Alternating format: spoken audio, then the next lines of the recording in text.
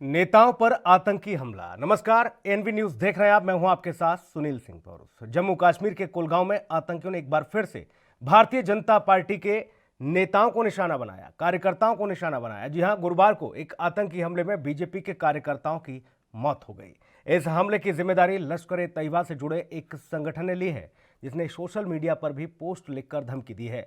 लश्कर ए तैयबा के ही संगठन the residence front यानी कि टीआरएफ ने गुरुवार को कुलगांव में हुए आतंकी हमले की जिम्मेदारी ली है। इस आतंकी हमले में बीजेपी के नेता फिदा हुसैन उमर हजम के साथ ही उमर राशिद की गोली मारकर हत्या कर दी गई। आतंकी संगठन टीआरएफ ने इस आतंकी हमले के बाद सोशल मीडिया पर एक पोस्ट भी लिखा, जिसमें धमकी दी गई कि शमशान घाट भी ओवरबुक हो जाएंगे। आपको बता दें कि लश्कर ए तैयबा के ही संगठन टीआरएफ को पिछले कुछ वक्त में ही तैयार किया गया है, जिसमें जम्मू कश्मीर के स्थानीय नागरिकों को शामिल किया जा रहा है।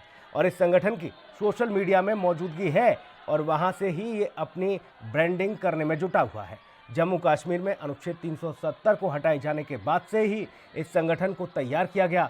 आपको बता दें, जिसके बाद हमले ये शुरू होने लगे हैं और अब तक सुरक्षा बलों के काफिले पर भी कुछ हमलों में ये संगठन का नाम आ चुका है। साथ ही अब बीजेपी कार्यकर्ताओं और नेताओं पर हमले की जिम्मेदारी भी ये संगठन ले रहा है। गौरतलब है कि पिछले कुछ वक्त में जम्मू कश्मीर में भारतीय जनता पार्टी के नेताओं या उनसे जुड़े लोगों पर आतंकी हमले बढ़ गए हैं। जून 2020 से अब तक ऐसे मामलों में 8 के करीब बीजेपी नेताओं की हत्या कर दी गई है। आपको ये बता दें कि सुरक्षा बलों द्वारा जम्मू कश्मीर में आतंकियों के खिलाफ ऑपरेशन में तेजी लाई जा रही है और यही कारण है कि आतंकी संगठन बौखला गए हैं और इसी वजह से आतंकी बार बार सुरक्षा बलों के साथ ही पब्लिक फिगर को निशाना बनाने की कोशिश में लगे हुए हैं और ऐसे में बीजेपी के 3 नेताओं की हत्या कर दी जाती है आतंकियों के द्वारा।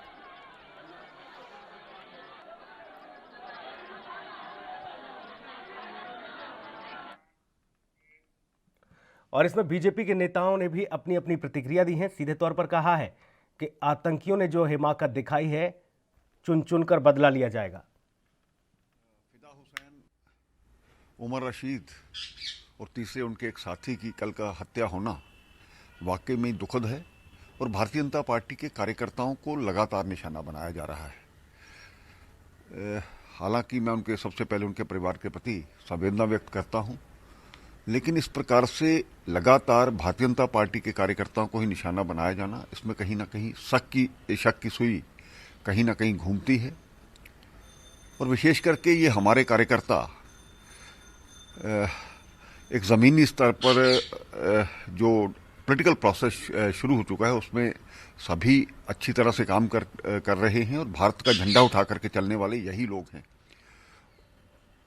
इनसे पहले भी हमारे वहाँ के जिलाध्यक्ष ने कहा था कि इनको जल्द से जल्द सिक्योरिटी प्रोवाइड की जाए, लेकिन कहीं ना कहीं चूक हुई है और इस चूक में आइंदा इस प्रकार की कोई घटना ना हो, इसके लिए भी सरकार को भी सोचना होगा और कार्यकर्ताओं को तो सोचना होगा कि उनकी जान ऐसे व्यस्त में ना चली जाए। लेकिन ये जो उनकी हत्या हुई है, ऐसे मिलिटेंट्स को छोड़ा नहीं जाएगा। जो भी लोग इसके इन्वॉल्व हैं उनका बलिदान व्यर्थ जाने वाला नहीं है। मैं उनके परिवार के प्रति संवेदना व्यक्त करता हूं और सरकार को भी अपील करता हूं कि भारतीय जनता पार्टी के कार्यकर्ताओं को जो निशाना बनाया जा रहा है, जल्द ही उनकी सिक्योरिटी का संज्ञान लें। कायर पाकिस्तानियों ने रात के अंधेरे में छिपकर पीठ के पीछे वार किया और हमारे 3 कार्यकर्ता शहीद हो गए।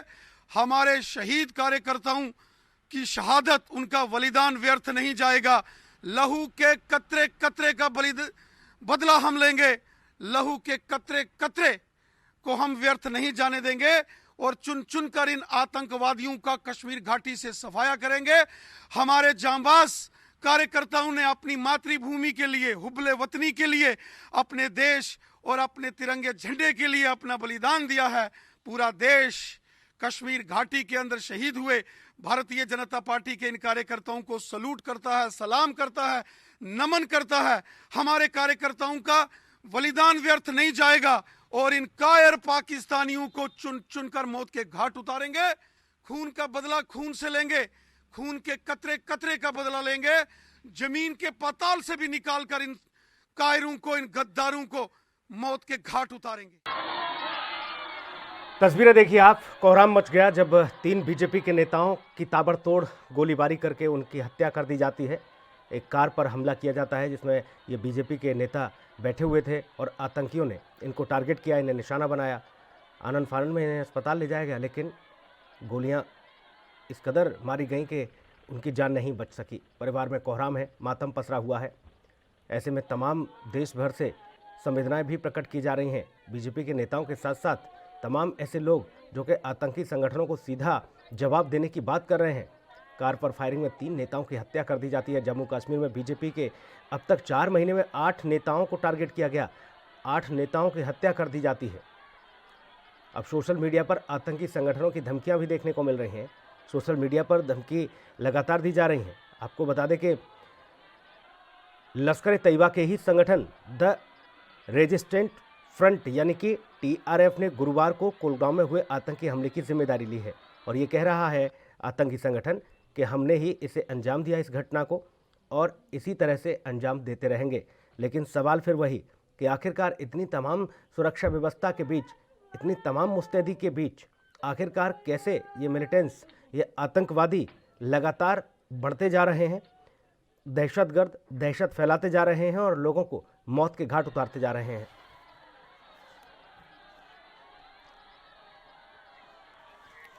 कविंद्र गुप्ता, जम्मू कश्मीर के पूर्व डिप्टी CM, इस वक्त फोन लाइन पर मौजूद हैं। कविंद्र गुप्ता जी, बहुत स्वागत है आपका। फिलहाल जो है संपर्क उनसे नहीं हो पाया, लेकिन दोबारा संपर्क करने की कोशिश करेंगे। आपको बता दें जम्मू कश्मीर के कुलगांव में आतंकियों ने एक के बाद एक घटनाओं को अंजाम देने का जो सिलसिला है वो थम नहीं रहा है। बीजेपी के नेताओं को निशाना बनाया जा रहा है। आपको ये बता दें कि भारतीय जनता पार्टी के कार्यकर्ताओं को निशाना बनाया गया। गुरुवार को एक आतंकी हमले में बीजेपी के 3 कार्यकर्ताओं को मौत के घाट उतार दिया गया। इस हमले की जिम्मेदारी लश्कर ए तैयबा से जुड़े एक संगठन ने ली है, जिसने सोशल मीडिया पर भी पोस्ट लिखकर धमकी दी है। लश्कर ए तैयबा के ही संगठन द रेजिस्टेंट फ्रंट यानी कि TRF ने गुरुवार को कुलगांव में हुए आतंकी हमले की जिम्मेदारी ली। इस आतंकी हमले में बीजेपी के नेता फिदा हुसैन, उमर हजम के साथी उमर राशिद की गोली मारकर हत्या कर दी गई। कविंद्र गुप्ता, पूर्व डिप्टी CM जम्मू कश्मीर, हमारे साथ फोन लाइन पर मौजूद हैं। कविंद्र जी, बहुत स्वागत आपका। धन्यवाद।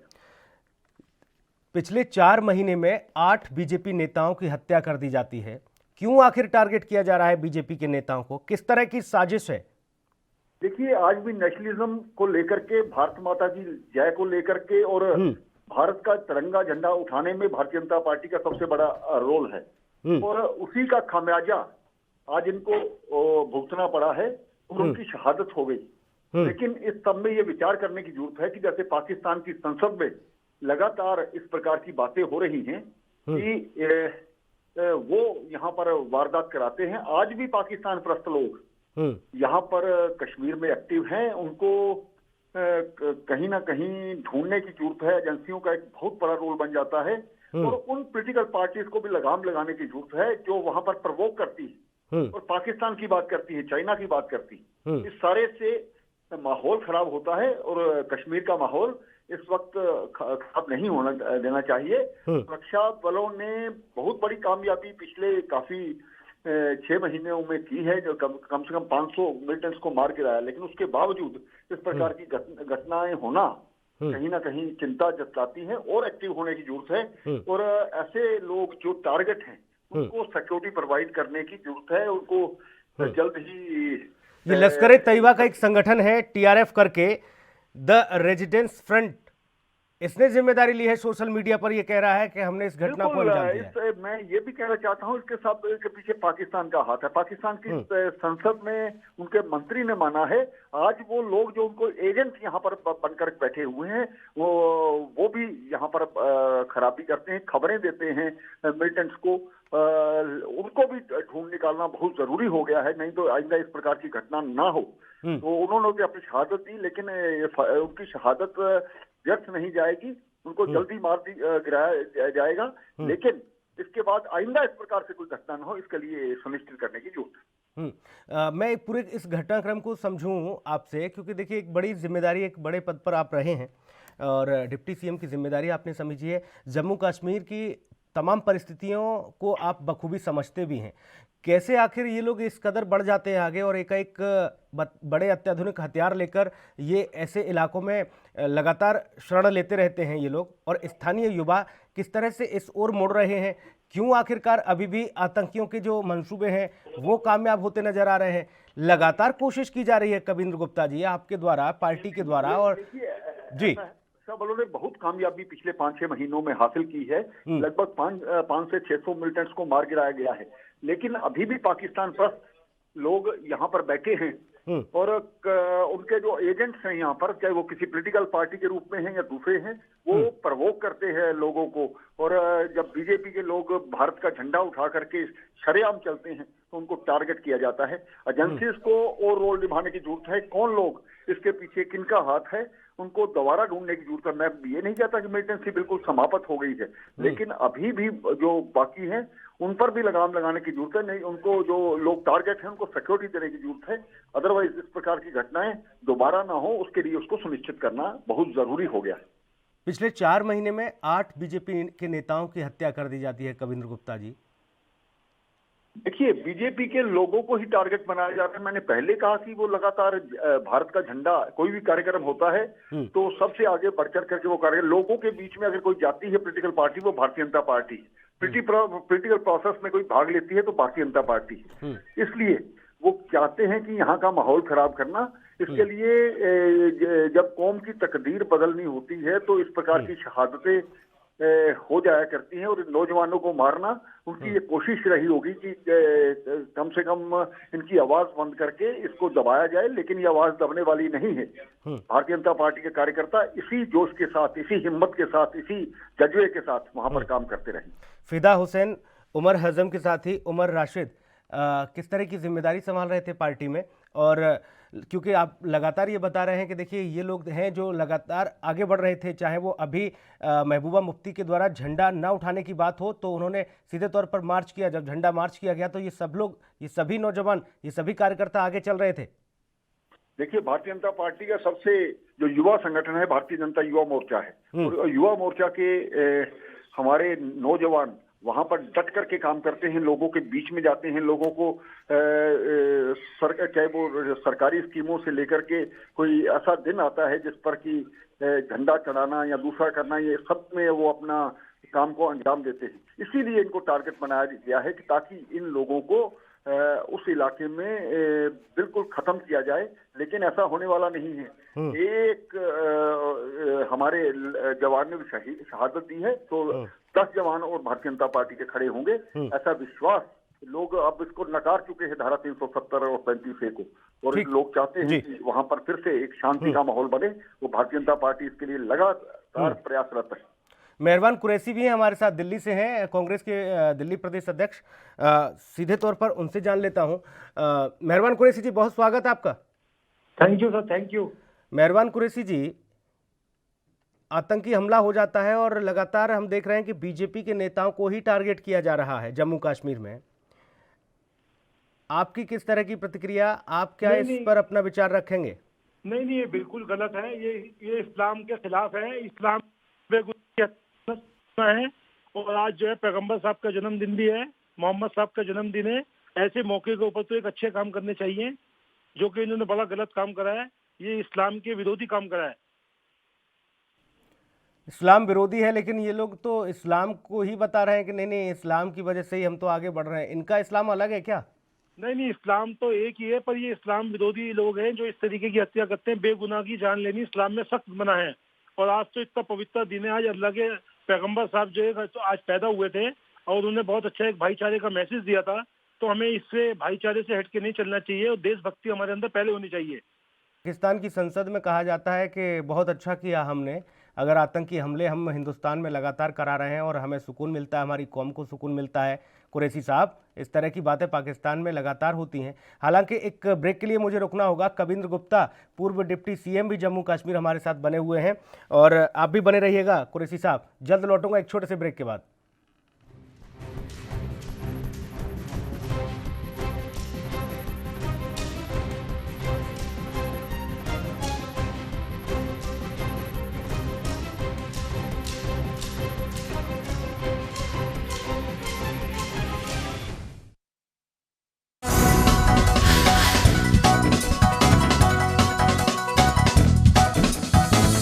बिहार में दोबारा बाढ़ आ गया। अरे ये सब तो होना ही था, घमंडी सरकार जो है। बिहार में बदलाव जरूरी है और इसलिए कांग्रेस महागठबंधन को वोट दें।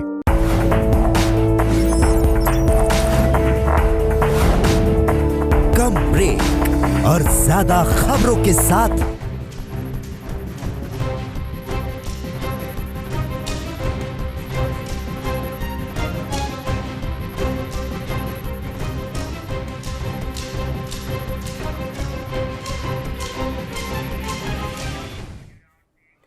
ब्रेक के बाद स्वागत है आपका। जी हां, नेताओं पर आतंकी हमले लगातार जम्मू कश्मीर में घाटी में देखने को मिल रहे हैं। पिछले 4 महीने में बीजेपी के 8 नेताओं की हत्या कर दी जाती है। गुरुवार को ताबड़तोड़ गोलीबारी की जाती है और बीजेपी के 3 नेताओं को मौत के घाट उतार दिया जाता है। ऐसे में सीधे तौर पर बीजेपी हमलावर है। बीजेपी कह रही है कि चुन चुन कर बदला लिया जाएगा। और ऐसे में मेहरबान कुरैशी हमारे साथ, दिल्ली प्रदेश मंत्री कांग्रेस, हमारे साथ मौजूद हैं। कुरैशी साहब, आप कह रहे हैं कि देखिए, मजहब नहीं सिखाता है कि इस तरह के खून खराबे करें, किसी बेगुनाह की जान लें, लेकिन मैं फिर वही पूछ रहा हूं आपसे, इन लोगों का मजहब किस तरह का है भाई? ये लोग किस मजहब को मानते हैं फिर? नहीं, इनका कोई मजहब नहीं होता। आतंकवादियों का कोई धर्म नहीं होता, कोई मजहब नहीं होता। इनका अपना मुफाद का मजहब नहीं, आतंकवादियों का किसी तरह का कोई धर्म नहीं। ये तो हम भी लगातार कहते हुए आ रहे हैं और सुनते हुए आ रहे हैं, लेकिन इनको जो सपोर्ट करने वाले हैं वो कहते हैं हमारी कौम के लिए उन लोगों ने ये सब काम किया, फख्र के साथ वो बोलते हैं। वो कौन है फिर? वो जो पाकिस्तान के लोग हैं, जिसने भी कहा वो गलत कहा, बिल्कुल गलत बयान दिए उन लोगों ने। ऐसा नहीं बयान देने चाहिए। इमरान का मंत्री फवाद चौधरी, नहीं, बिल्कुल गलत बयान है। इस बयान की मुखालफत करते हैं, कांग्रेस पार्टी मुखालफत करती है, पूरा देश मुखालफत करता है। ऐसी हम बात बर्दाश्त नहीं करेंगे। हम पहले हिंदुस्तानी हैं, बाद में कोई इस्लाम के हैं या हिंदू है या मुसलमान है या सिख है। पहले हिंदुस्तानी है हम लोग। पहले हमारा देश है तो हम लोग हैं, अगर देश नहीं है तो कुछ भी नहीं है। नहीं, अच्छी बात है, अच्छी बात आपने कही और होना भी चाहिए। सभी को यही सोचना भी चाहिए, समझना भी चाहिए। लेकिन ये आतंकी जो हमला हुआ है, मैं ये जानना चाह रहा हूं कि मेहरबान कुरैशी जी, बीजेपी के नेताओं को ही टारगेट किया जा रहा है। पिछले 4 महीने में 8 बीजेपी के नेताओं को मौत के घाट उतार दिया जाता है घाटी में। तो समय समय पे जो देशभक्ति की बात करता है, जो भाईचारे की बात करता है, उस पे सब पे हमले करते हैं। गुलाम नबी आजाद जब सीएम थे, उस पर भी हमला किया था। काफी कांग्रेस के लोग भी इन्होंने मारे हैं, काफी दूसरे लोग भी इन्होंने मारे हैं। इनका कोई धर्म नहीं है, कोई मजहब नहीं है। इसलिए आपने अब बंद कर दिया बाकी चीजें, इसलिए आपने बंद कर दी बाकी चीजें देशभक्ति की। देशभक्ति तो पहले है जी, कोई बंद नहीं करी देशभक्ति की बात। वो मुसलमान पहले देखिए, जब हम बात करते थे तो हमारे ऊपर भी हमले होते थे, तो अब बंद कर दिया आपने देशभक्ति की बातें। नहीं, देशभक्ति तो है। देशभक्ति तो कांग्रेस पार्टी की नहीं, पूरे हिंदुस्तान 130 करोड़ लोगों की देशभक्ति है। और कांग्रेस पार्टी ने तो कुर्बानियां दी है। इंदिरा गांधी ने कुर्बानी दी है, राजीव गांधी ने कुर्बानी दी है, तमाम लीडरों ने कुर्बानी दी है देश के लिए। महात्मा गांधी ने कुर्बानी दी है। कविंद्र गुप्ता जी, और कुरैशी साहब तो फिर पहुंच गए वहीं भारत की आजादी तक।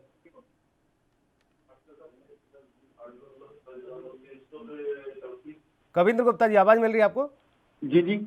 कविंद्र गुप्ता जी, मैंने कुरैशी साहब तो कह रहे हैं कि देखिए, हम सब लोगों ने भी तमाम शहादतें दी हैं, हालांकि इस तरह की चीजें नहीं होनी चाहिए, निंदा करते हैं।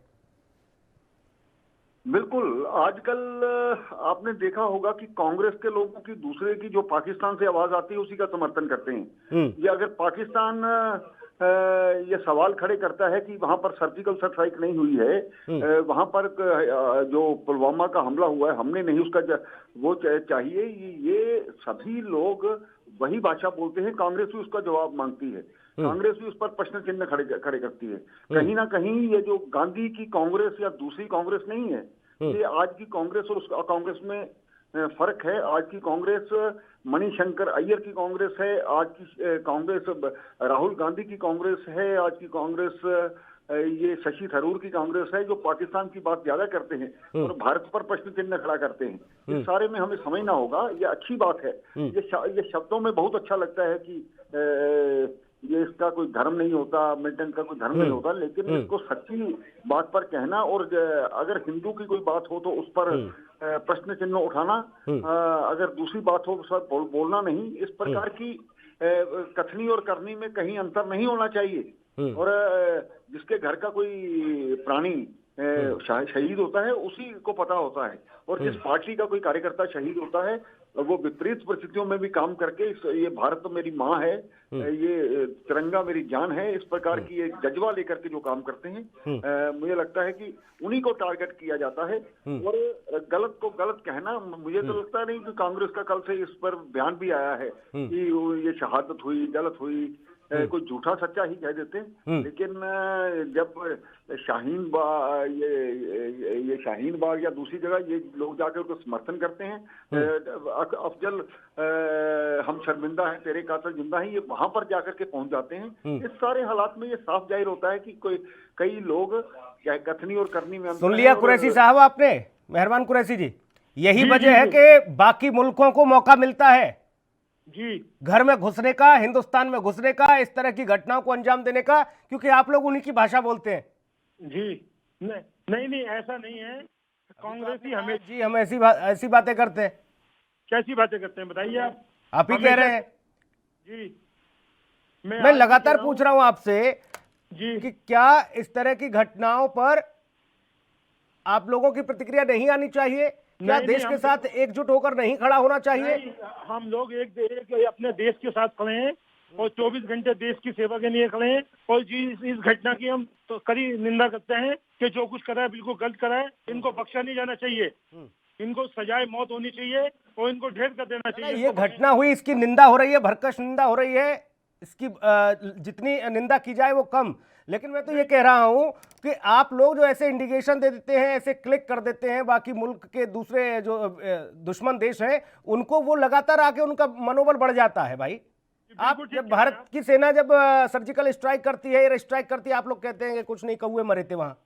नहीं वो तो ये कहते हैं, कांग्रेस पार्टी ने कहा कि जो हुआ है कम से कम उसकी फोटोग्राफी हम लोगों को, पब्लिक को तो दिखाओ, 1 करोड़ 30 लोगों को तो दिखाइए। चलिए कम से कम ईमानदारी से मेहरबान साहब आपने ये बात स्वीकार तो की कि फोटो, अब तो फोटो क्या, अब तो पाकिस्तान से वीडियो भी आ गया। नहीं पाकिस्तान जो भी कहता है गलत कहता है और हिंदुस्तान ने गलत कह रहा है। पाकिस्तान बिल्कुल गलत काम कर रहा है। अगर उनकी मदद कर रहा है आतंकवादियों की, देश विरोधियों की, तो हम लोग उसके खिलाफ हैं और हमेशा उसके खिलाफ रहे हैं, हमेशा खिलाफ रहेंगे। ये पहले हमारा देश है। ये महबूबा मुफ्ती जो है वो कह रही है कि झंडा नहीं उठाएंगे। आप लोगों ने एक आवाज लगाई, आप लोगों ने कहा कि क्यों नहीं उठाएंगे झंडा। भारत को आप, जम्मू कश्मीर को आप भारत का अभिन्न हिस्सा मानते हैं, तो आपने एक बार भी प्रतिक्रिया दी नहीं। ये तो भारतीय जनता पार्टी के मतलब सरकार में मिनिस्टर नहीं है, सीएम जो बनाया है भारतीय जनता पार्टी ने बनाया है। ये उनके लोग हैं, ना कि कांग्रेस के लोग हैं। चलिए कविंद्र गुप्ता जी, सुन लिया आपने? जी मेहरबान साहब कह रहे हैं कि ये तो बीजेपी की भी टीम है भाई, ये तो बीजेपी ने इनको मंत्री बनाया था, सीएम बनाया था। देखिए जहाँ तक समर्थन की बात है कि ये जो मैंडेट मिला था भारतीय जनता पार्टी को मिला था, अगर उस हालात में देखते हुए 3 महीने हमें सरकार बनने में लगे, कुछ कॉमन मिनिमम प्रोग्राम्स को लेकर के अगर सरकार नहीं बनाते तो कहीं ना कहीं जनता के साथ धोखा होता। जनता ने हमें समर्थन किया है, कांग्रेस को नकारा है।